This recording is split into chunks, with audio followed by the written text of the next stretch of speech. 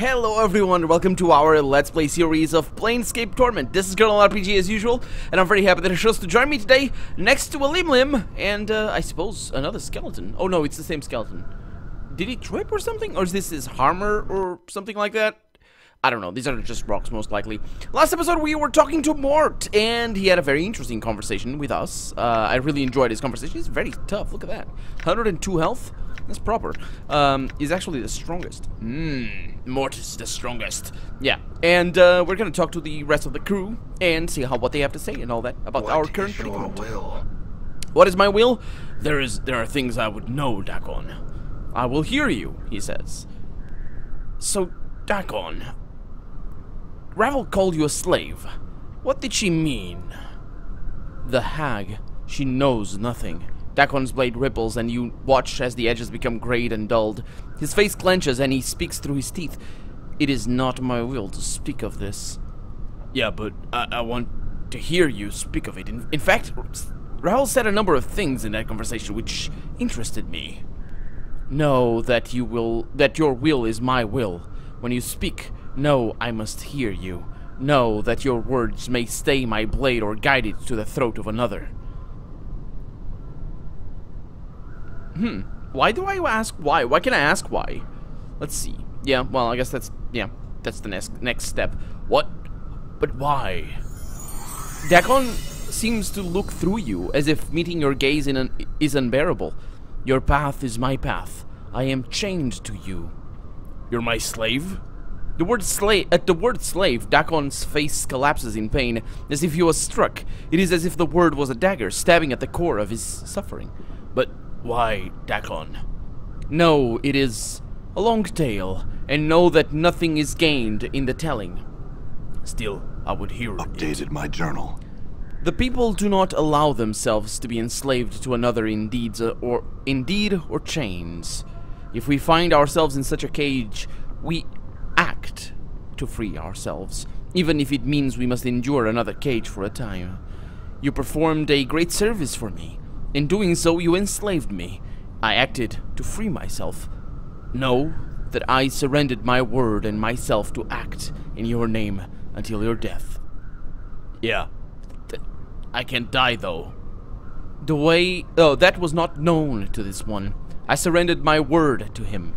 I surrendered myself. Know that there is now nothing left that I may surrender except my life. Know now that I follow you only so I might die. I don't want this. Let's see.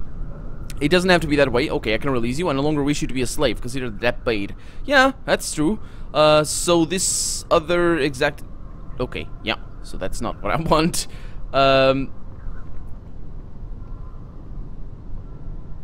Let's ask him what was the service I gave you that chained you? You saved this one's life. In exchange, your life became mine. Yeah, but how did I do that? Upon the rolling plane of limbo, the people shape cities from the chaos with their thoughts. Know that there is no place for a divided mind. Dakon raises the blade from his shoulder and holds it before him. As he stares at it, it sharpens until it is almost as thin as a piece of paper. Go on. A divided mind is an unfocused mind. A divided mind fractures walls and weakens stone. As Dakon speaks, the edges of the blade corrode slightly, the metal misting and melting along the edges. Many divided minds may destroy a city. Okay, I understand. Go on. Long have I known the words of Zerthimon. Through my voice, many have come to know the words of Zerthimon. The Zerth protect the community from all threats, whether to the body or the mind. They are the guiding stones in the chaos. So it came to pass that I spoke the words of Zerthimon without knowing the words of Zerthimon. It came to pass that I no longer knew myself. Yeah, this is the same old subject that he went on about before. So you doubted the words? No. Dakon's voice is edged, and his blade sharpens in response. I knew the words, yet it came into my heart that perhaps others did not know the words, as Zerthimon knew them. And so division formed. As my mind became as my mind became divided, those that looked to me as a guiding stone became divided. Many hundreds of scores of gifts that I doubted. Shraklor died that day. Oh, yeah, I was gonna ask about that city, but I suppose... So, those that followed you came to know the words as well, and the entire city was weakened. Well, actually, came to doubt the words, yeah, not to know. The enemies of Zerthimon came. Know that their hatred of his words, and the people lent their blades strength. Know that they sensed the weakened city. They brought war with them. Many Githzerai drowned in the chaos and beneath the blades of our enemies. Small beads of metal appear on the surface of the blade as if it is blistering. No, this happened long ago. What about you? What happened to you? As I fell from the walls of Shraktalor, know that myself was broken. My blade was missed, my mind divided. I was adrift upon Limbo's seas, and I wished to drown. I died for days, my mind awash in division. When death finally came to me, I wore your skin, and it wore your skin, and it had your voice. Me? You asked that I hear you. As Dakon says the words, your vision bleeds outwards, and a crawling sensation begins to worm its way up through the back of your skull. You feel nauseous for a moment, and your vision is suddenly as chaos, smeared, twisted, and you are someplace else, someplace in the past. Okay, let's surrender to the memory. Everything around you is in turmoil. Your vision is hazy, swirling, dizzying all at once. There is mist, pockets of fire, islands of mud, stone, and ice-covered rocks swimming through the plain like fish, impacting and dissolving, droplets of water arcing through the howling air and lashing your skin like teeth. You choke back your nausea and you steady yourself. This is the plane of Limbo. All is chaos, nothing is stable. You focus on the dying man that lies before you. It is why you have come to this place. I'm gonna examine the Zerth. See if he still lives. The man is a Githzerai, his body embedded in an earthen pocket that swirls around him. Unconsciously, he has formed a grave from the elements, and though bits of fire and water leak at its face, or at his face, he does not respond. His hands are ashen, his coal-black eyes focusing on nothing. His emaciated frame speaks of starvation, but you know it is the least of his wounds. It is faith that dealt him the mortal wound. I'm gonna look for the blade he carries. In his limp left hand is a twisted mass of metal, its surface having melted around his hand like a gauntlet. As you watch, it steams and hisses like a diseased snake. The Githzerai does not seem to be aware of it, but it is that weapon that has brought you here. Dakon, Zerth of Shraktalor drowning, last wielder of the Karak blade. Know that I have come to you with the words of Zerthimon, carved not in chaos, but in stone, carved by the will, in an unbroken circle. Oh, so that's why I could figure out how to open that thing, maybe. At the word Zerthimon, Dakon's eyes roll in their sockets, and they attempt to focus upon you. With effort, he cracks his mouth to speak, but only a dry hiss emerges. You bring forth the stone from your pack and hold it before him so he can see. Know that the words of Zerthimon inscribed upon this stone are true, and know that your divided mind need be divided no longer.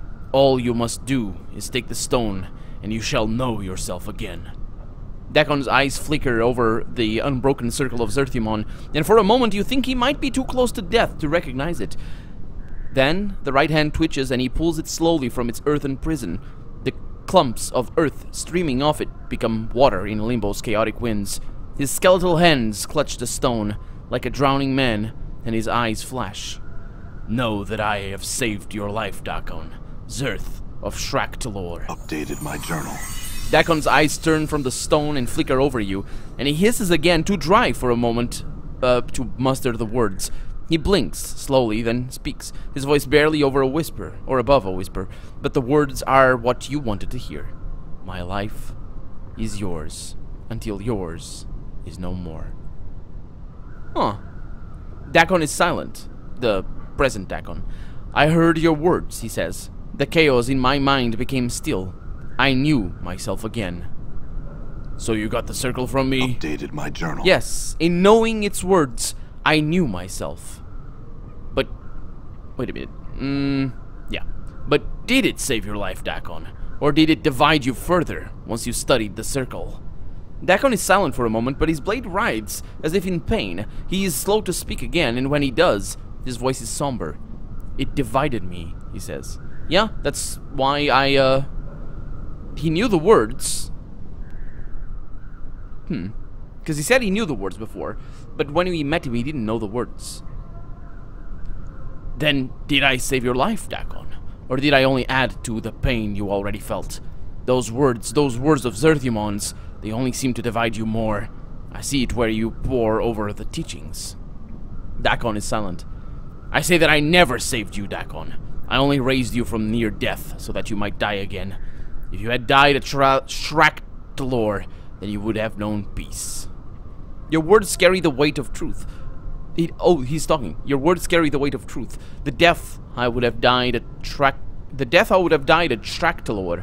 that would have been the last death. Every day I have lived since is a new death.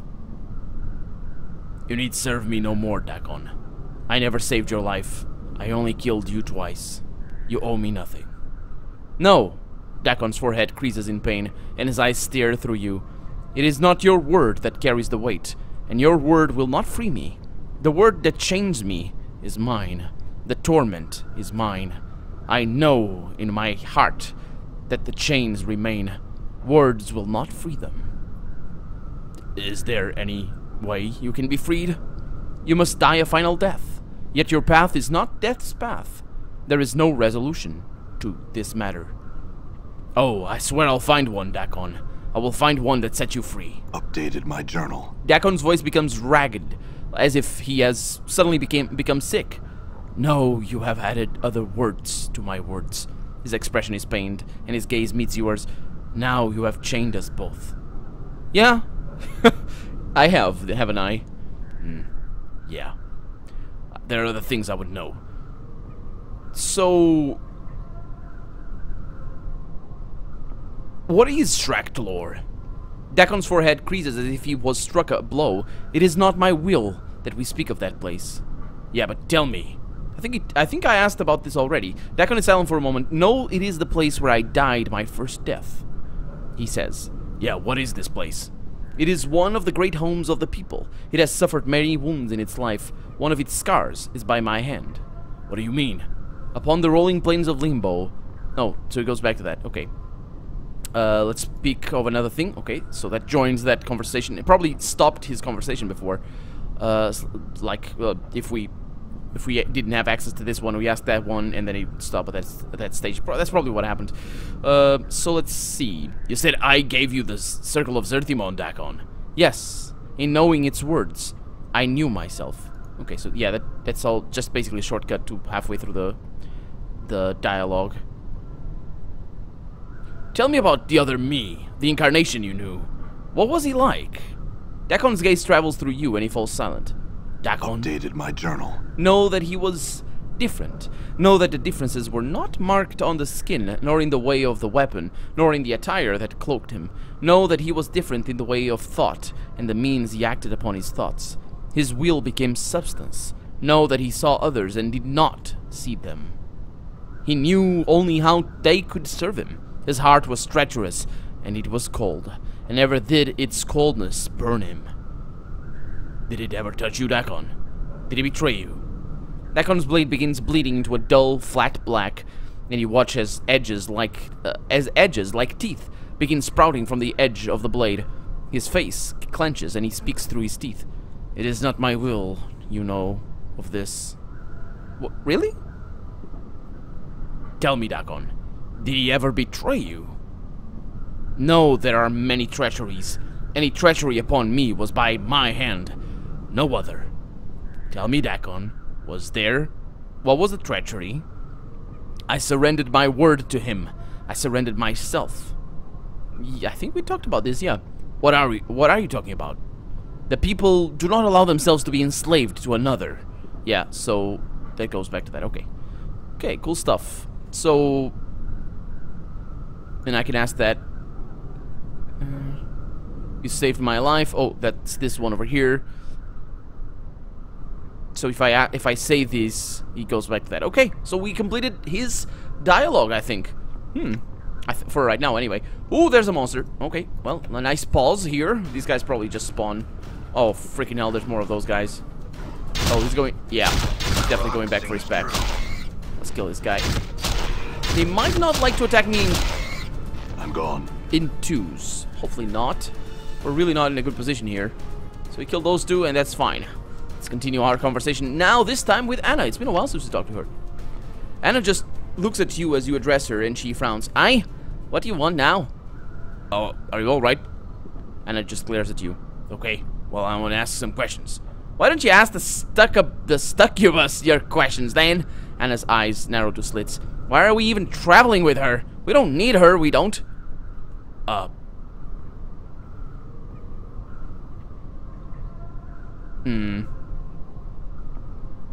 Let's see. Anna, please. You're very important to me, and I need your help. Oh, aye, and why is that, then? This should be rich, it should. You pity me, is that it? You think I slow you down? Go on, say it. No, I don't pity you. And you don't slow me down. You're quick, you're skilled, and I really need all the help I can get. Anna frowns, her tail flicking back and forth. Aye, well, no, I'll gut her if she starts sizing us up for a feast, I will. And she glares at you. And don't get any ideas I am staying because you want me to. I'm just helping you out, I am. Okay, I want to ask some questions. So, in the maze, Revel said you were tormented. What did she mean? Anna frowns. She meant nothing, she did. Barmy hag talk is all. Sure. It was nothing. I don't know what she was saying. I don't either. Well, if you want to talk about it, Anna's gaze drops for a moment. I don't know why I'm traveling with you. I don't know why I went with you to find Revel. And she frowns, but she seems more confused than angry. It makes no sense, it does. I don't know, like it. I think I have feelings for you. Oh, really? Oh boy. I wasn't expecting that. I thought, wait a minute. Did I make a suggestion or anything? Because usually in I was gonna say usually in BioWare games, this is not a usual BioWare game, but usually in BioWare games, characters will only develop feelings for you if you give them the slightest little bit of insinuation that you might be interested. I don't think I did that with her. I might have. Or it might just actually be how it should be, which is that that's her character development right there. Unless I just really piss her off or something. Yeah, but let's see. It feels strange, it does. I don't think I've ever liked anyone but you. Anna gives a heart. My accent is just gonna make this so lovable and amazing. Get ready for that. Anna gives a half-hearted shrug without meeting your gaze. I don't know what it is about you. I mean, you're daft a lot of times. You walk like your hips are broken. You're clumsy. You smell like a zombie, but I like you. What? I know. Oh, wait a minute. Oh, okay. So we have a binary choice here. Just to accept or to not accept our feelings. Or I guess retribute would be yeah. Let's go with the first one. I know. Why didn't you say something? We could have settled this long, but it's because I think you're doomed. Anna suddenly meets your gaze. I think you walk with chains and you don't know it yet. So I feel for you, but I'm afraid for you. And it's killing me, it is. I cannot let you come to harm, but I don't know what to do to stop it. Well, apparently I'm just gonna go ahead and kiss her. You grab the back of her neck with your free hand, and you watch Anna's features go stone as you pull her to you and kiss her on the lips. At first, it's like kissing a wall. Then she starts slowly kissing you back, hesitant at first, then with more confidence, her teeth lightly biting your upper lip. You hear her snarl in the back of her throat, and her tail starts snaking around your leg, then squeezing, each squeeze matching one of her bites. Morte's talking. Would you two cut it out before I have to get a Davos over here to separate the two of you? And he humps, or at least allow me to cut in. As you kiss, you suddenly notice that Anna's skin is becoming warm. It's radiating heat, like hot coals. You pull back, Anna's teeth giving one last bite, and she looks at you in confusion, then anger. What is it, then? I'm not good at it, am I? No. Well, Well, apparently my character's saying no. Apparently she's not. It's your skin. Why are you getting so warm all of a sudden? What? Oh, wait a minute. Is this unnatural? Is this unnaturally warm? Anna frowns and then looks at herself. You notice small wisps of smoke. Yeah, it is unnaturally warm. Some small wisps of smoke are trailing from the edges of her jerkin. Fiend blood it is. She raises an eyebrow. Never had that happen before, though. What? No one's ever kissed you before? No one has ever dared to. And even if they did, I doubt I would have been. It would have been like that. Well, I'll take that as a compliment then. Anna glances around and her tail is flicking erratically. Are we gonna keep moving now or what? We don't have time to be standing and chatting, we don't? Well, that's not gonna end like that. I'm not done kissing you yet. Come here. She steps back alarmed. Nay, who knows what could happen next? Maybe my body will turn to flame, it will. You and your lips, keep your distance. Alright, this time. Let's move on. I wonder what's gonna happen with that. Hi. Hi. What is it you want then? I wanted to ask things. Just, yeah. But apparently there's nothing else. We do have Grace. Yes. So. Oh. Well. That's that, really. We don't really have.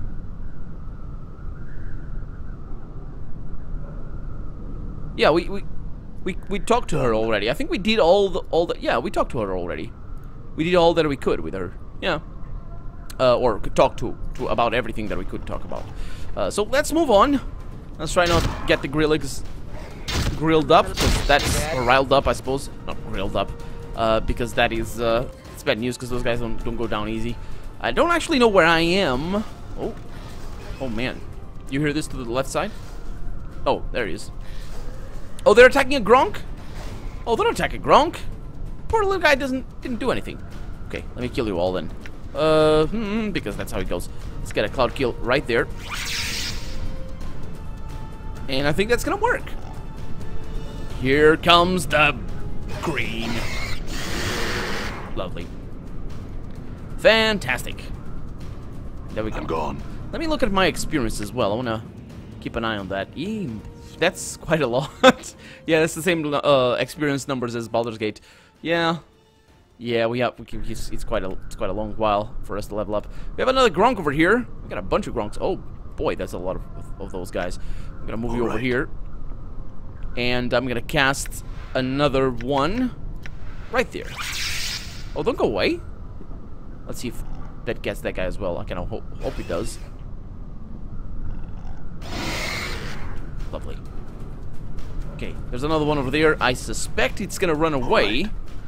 Let's deal with this one over here, because at least that I can do. Okay, taking a little bit of damage, but that's fine. And then we have the way out, I suppose. Wait, no, we don't. Oh boy, are we all in another trap? Well, I wouldn't be surprised. I wouldn't be surprised. Okay, so we have. These guys have been propping up these things. Huh. How are we getting... What? No. We're not inside the skeleton. That's not a thing. This is the entrance. House of Fuel. Oh, didn't we hear about Fuel? Done. I remember having trouble reading that name. Just as I had right now. Hi. Hey. Oh, yeah. Hey. Mr. Fuel. How's it going? Or Miss? Your verbal skills are quite potent. I should have you spend some time at the brothel when we get back. Oh, the gods are merciful. Oh, Mort. She's talking to Mort all along. Distill else a chamber pot you'll be. Feh. Okay. Let's have a chat with him or her. A Tanari in my home? Of all the indignities. Why don't you invite your whole filthy species in? Oh, sorry. You see a broken winged fiend with one tattered wing. A broken winged fiend, yeah, with one tattered wing covered in scars. His voice, it's a guy, is clenched, angry, and despairing, issuing from behind gritting teeth. Fair. The fetid stench of a Tenari. I can smell it for leagues. Show some respect for my home. Can't you find some fumes or acidic vapors to try and drown your scent? I'll never get that Tenaric stench out of the place. It'll draw baptism from all over the plains. I like the way she smells. It's pretty, says Morte. She smells pretty? Well, I suppose you could, yeah. Oh, and it's not just any Tenari, but a Tenari whore who's just walked into my home. Things can't get any worse. Come in, please, my home is your home. He waves his hands in the air in despair. Why don't you invite all the rest of your abyssal harpies into my home to torment me? Well, this fella looks like an interesting chap. Let's have a chat with him in the next episode. For right now, I'm Colonel RPG, and this has been Planescape Torment. I really hope you've enjoyed it, and if you did, go ahead and leave a comment, like the video, but above all, thank you so much for watching, and I hope I'll see you next episode. Bye-bye.